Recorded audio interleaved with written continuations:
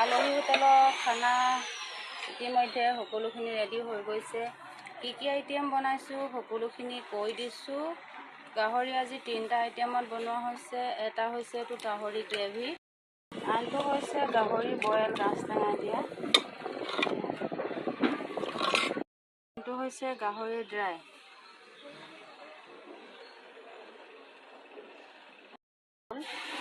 বিলাহী দিয়া, আৰু এয়া হৈছে ব্ৰইলাৰ মাংস গ্ৰেভি।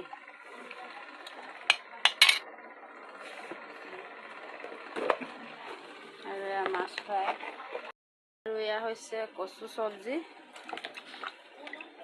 জ্বলা ভাজি কচু, আৰু এয়া দালি টেঙামৰা দিয়া,